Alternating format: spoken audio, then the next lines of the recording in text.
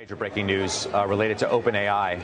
Steve Kovac joins us now. This is a stunner in some respects, Steve. Yeah, Sam Altman is out as CEO of OpenAI. We just got this announcement, Scott. I'll read you directly from the release, the board saying, quote, Mr. Altman's departure follows a deliberative review process by the board, which concluded that he was not consistently candid in his communications with the board, hindering its ability to exercise responsibility. The board no longer has confidence in his ability to continue leading OpenAI.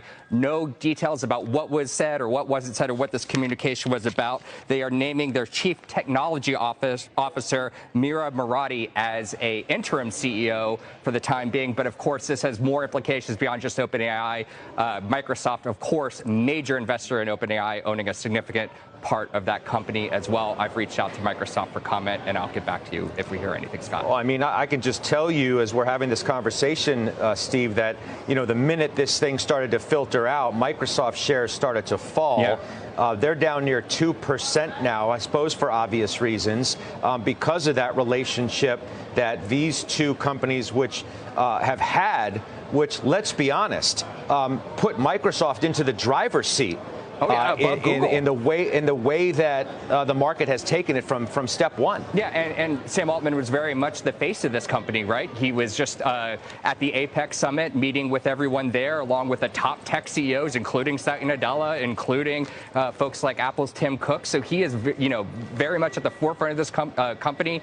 I was in Congress, Scott, back in May. He was the one who testified in front of Congress talking about AI regulation. He's the guy to go to. He has been at the forefront of this AI boom we've been seeing more than any other company, more than any other person, and he is now out. Of course, we're dying for details of what exactly happened here, but up until this week, he was still the face of the company and really out there promoting this technology. Just even just a week ago, they had a big event, and he was there giving the keynote speech in a very Steve Jobsian way, showing new features for what's coming at OpenAI and ChatGPT. So it's unclear what the future is here, but yeah, you see Microsoft now down 2% on this news, Scott. Yeah, I'm looking at the sort of broader implications too, just again of how big these stocks are and the weightings that they have in the different indices. If you're, the Dow, for example, we were wondering, okay, are we going to make a run at positive territory? Well, Dow's now down 28 points. It was a somewhat muted day to begin with, but now you have the biggest point contributor to the downside in Microsoft shares, which are taking about $70 or so off of the Dow as it relates here. It's going to be interesting to see what happens from this, Stephen, in the broader context, what you think this might mean to Microsoft's efforts, as Alphabet's made it clear, too, that they're not willing to take a backseat to anybody, and they're going to spend whatever they have to and do whatever they have to do to close whatever perceived gap exists, or at least the one that the market has already voted on exists by virtue of what Microsoft shares have done, which have been hitting an all-time high almost every day this week. Yeah, and it's not just that. Google has not just fallen behind, but it actually had to delay its product reportedly, this Gemini product that was supposed to compete with the latest and greatest ChatGPT product. That has been delayed, so still behind. But look, this is great news for Google. I don't know if we have Alphabet shares up here and see how they're reacting, but at the same time, you also got to look at what's been going on at OpenAI.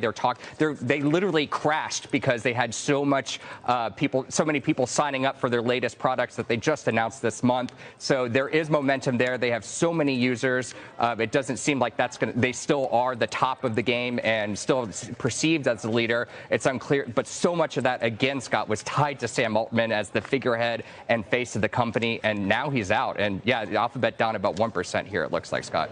Yeah, incredible. I mean, the valuation of that company has just absolutely exploded. And they're trying to raise even more over the last year, right? I mean, they went from near a 90 billion, well, whatever they went from. I can't remember how low the valuation was, but a year ago, to near $90 billion now. That tells you what the excitement is around this company. And actual revenue, Scott. They're actually selling stuff and actually bringing in sales, unlike so many early startups that are pre-revenue or no revenue. There's money coming into this company, not just from investors. And Sam Altman, by the way, gave an interview, I believe it was with the Financial Times just a few days ago, saying he's willing to go back to Microsoft for more funding. So this is still a very active company, and without Sam Altman, it's unclear if they have that kind of leadership mojo that they would need to continue up this momentum and this leadership position that they have, not just for themselves, but also for Microsoft. It's so funny. This is how everything works. We're sitting here talking about, this, stunner of a story. We're talking about what it means for Microsoft and Alphabet and the like. And of course, I said I couldn't remember exactly what the valuation was back then. So what did I do? I Googled it, and of course it comes up. It was $29 billion in April to near $90 billion around now. It's just, a real sign at how meteoric this company's emergence, Steve, has been. Yeah, and it's not just these kind of fake valuations that we hear from so many startups. I think there's one called Character AI that makes no revenue, and it's not, as advanced as what we've been seeing. There are talks that has a $5 billion valuation.